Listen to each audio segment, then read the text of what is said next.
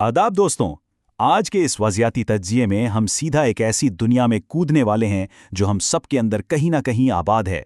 हम बात कर रहे हैं स्टीवन प्रेसफील्ड की अजीम और सच कहूं तो बिल्कुल होश उड़ा देने वाली 2002 की नॉन फिक्शन किताब द वॉर ऑफ आर्ट के बारे में।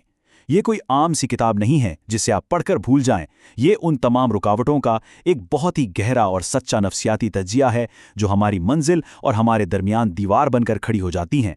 तो चलिए बिना किसी ताख़ीर के इस किताब के तसव्वुरात की गहराई में उतरते हैं और समझते हैं कि प्रेसफील्ड आखिर हमें सिखाना क्या चाहते हैं।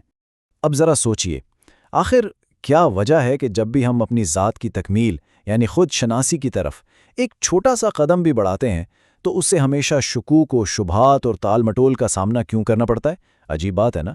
ये दुनिया के हर उस फ़र्द की कहानी है जिसने कभी भी अपनी हुदूद से आगे बढ़ने का सोचा है। बस एक अजीब सी कशमकश शुरू हो जाती है जहन में। ये सच में एक ऐसा आलमी मसला है जो हर उस शख्स को अपने लपेट में ले लेता है जो किसी कदीम रवायत को तोड़कर कुछ नया बनाने की कोशिश करता है। तो आते हैं अपने पहले हिस्से पर, तख्लीकी मैदान जंग। प्रेसफील्ड इस पूरे सफ़र को किसी आम से काम की तरह नहीं देखते, बल्कि उनके मुताबिक ये एक अंदरूनी, पोशीदा और हमेशा जारी रहने वाली जंग है। और ये मैदान जंग किसी एक के लिए मखसूस नहीं है। इसमें कौन कौन शामिल है? देखें, ये जंग सिर्फ उन मुसव्विरों या कहानीकारों तक महदूद नहीं है जो किसी खाली कैनवेस या सफ़े के सामने हाथ पर हाथ धरे बैठे हों। इस किताब के मुताबिक ये असूल हर उस शख्स पर लागू होता है जो किसी भी किस्म की रुकावटों का सामना कर रहा हो, चाहे वो नए स्टार्टअप्स बनाने वाले ताजिर हों जो मार्केट के सख्त दबाव में हों, या वो खिलाड़ी हों जो अपनी जिस्मानी और ज़हनी हुदूद को पार करके एक नई कामयाबी हासिल करना चाहते हैं। सीधी सी बात है, अगर कोई भी फर्द अपनी तख्लीकी सलाहियत को बाहर लाने में रुकावट महसूस कर रहा है तो समझ लीजिए कि वो इस जंग का हिस्सा बन चुका है। यहां से हम पहुंचते हैं दूसरे हिस्से पर, जो है मुज़ाहमत का सामना। कहते हैं ना कि किसी भी दुश्मन को शिकस्त देने से पहले उसे एक नाम देना पड़ता है, उसे पहचानना पड़ता है। तो सबसे अहम नुक्ता ये पैदा होता है कि आखिर वो दुश्मन है क्या। प्रेसफील्ड ने इस दुश्मन को एक बहुत ही बेहतरीन नाम दिया है और वो है रेजिस्टेंस, यानी मुज़ाहमत। ये मुज़ाहमत कोई बाहर से आने वाली ताकत नहीं है दोस्तों, बल्कि ये हमारे अपने ही अंदर मौजूद खुद एतमादी की कमी, टाल मटोल और वो नापसंदीदगी है जो पूरी ताकत से हमारी तख्लीकी सलाहियतों के खिलाफ लड़ती है। ये वो डायरेक्ट पुशबैक है जो हमारे बेहतर बनने की हर कोशिश के साथ बिल्कुल मुफ्त में चली आती है। जैसे ही आप कुछ बड़ा करने का सोचते हैं, ये मुज़ाहमत तैयार खड़ी होती है आपको रोकने के लिए। लेकिन एक सवाल जहन में आता है कि ये मुज़ाहमत आती कहाँ से है? इसका बुनियादी सरचश्मा क्या है? किताब का सबसे हैरानकुन और दिलचस्प मकाफ ये है कि ये मुज़ाहमत कोई आज़ाद चीज़ नहीं है, बल्कि ये इंसानी ईगो यानी हमारी अना के हाथों इस्तेमाल होने वाला महज एक हथियार है। ईगो बिल्कुल नहीं चाहती कि इंसान अपने असल वजूद से मिले या कुछ ऐसा तख्लीक करे जो फितरत की मामूली सतह से बुलंद हो।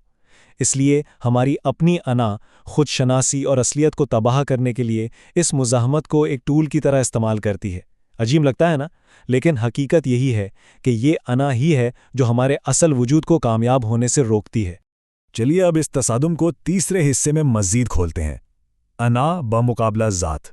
तख्लीककार के जहन में हर वक्त एक ज़बरदस्त कशमकश, एक रस्साकशी चल रही होती है। इसे थोड़ा तफसील से समझते हैं क्योंकि यहाँ दो ताकतों का ज़बरदस्त मवाजना है। एक तरफ हमारी अना यानी द ईगो है। इसकी सारी की सारी तवज्जो इंसान की आम बका, बुनियादी ज़रूरियात और बस मौजूदा लम्हे के फ़ायदे पर होती है। ईगो को फौरी नतीजा चाहिए, जिसे हम इंस्टेंट ग्रेटिफिकेशन कहते हैं। जबकि दूसरी तरफ द सेल्फ यानी हमारी असल ज़ात है। हमारी असल ज़ात को लंबे अरसे की तख्लीकी तस्कीन चाहिए। ये उन मकासद को तलाश करती है जिनका नतीजा शायद आज या कल ना मिले, लेकिन वो निहायत बामकसद होते हैं। सो ईगो को फौरी मज़ा चाहिए और द सेल्फ लंबे अरसे पर मुहीत मानी ढूंढती है। दोनों बिल्कुल मुखालिफ सिमत में जा रहे हैं। और प्रेसफील्ड इस ईगो के बारे में निहायत सख्त अल्फाज इस्तेमाल करते हैं। वो इसे इंतहाई धोखेबाज, ख़तरनाक और मक्कार करार देते हैं। हालांकि देखा जाए तो इंसान की जिंदा रहने और बका के लिए ईगो का होना निहायत ज़रूरी है, क्योंकि ये हमें रोज़मर्रा के ख़तरात से बचाती है। लेकिन जब बात तख्लीकी कामयाबी की आती है ना, तो यही ईगो एक जानलेवा दुश्मन बन जाती है। ये हमें बड़े आराम से फ़रेब देती है ताकि हम अपने तख्लीकी रास्ते से हट जाएं और बस आरामदेह हालात में अपने कंफर्ट जोन में बैठे रहें। अब मसला और बीमारी दोनों वाज़ेह हो चुके हैं, तो इसका इलाज क्या है? हमारा चौथा हिस्सा इसी बारे में है, एक सच्चा प्रो बनना।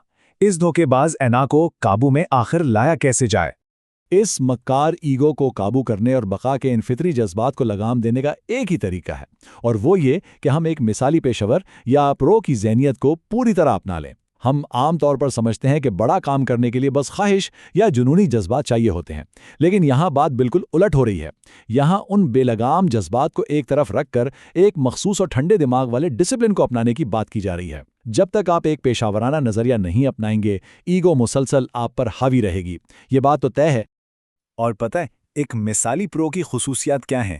یہ بالکل ہماری عام توقع کے برعکس ہیں۔ ایک حقیقی پرو کوئی زبردستی دنیا سے مختلف نظر آنے کی کوشش نہیں کرتا۔ وہ اپنے کام کے ساتھ خود کو اتنا حد سے زیادہ منسلک نہیں کرتا کہ اگر کام خراب ہو تو اس کی اپنی ذات ہی بکھر جائے۔ اور سب سے بڑی بات جو ہم سب عام طور پر غلطی کرتے ہیں، وہ اپنے کام میں فوری پرفیکٹ بننے کی کوشش بالکل نہیں کرتا۔ یہ ذہنیت اصل میں ایگو کی خوراک بند کر دیتی ہے۔ ایگو کو کیا چاہیے؟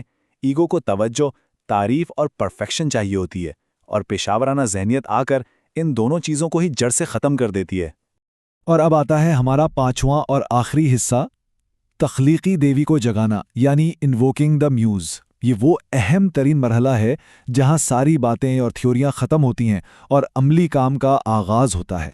ایک مثالی پیشہ ور اپنی خالص تخلیقی صلاحیت کو بیدار کیسے کرتا ہے؟ وہ یہ کام کسی جذباتی ڈرامے، موٹیویشن کی ویڈیوز دیکھ کر یا رونے دھونے سے نہیں کرتا، بلکہ وہ، جیسا کہ کتاب میں کہا گیا ہے، کام کو انجام دینے والا ایک بے رحم اور سرد مہر کارکن بن جاتا ہے۔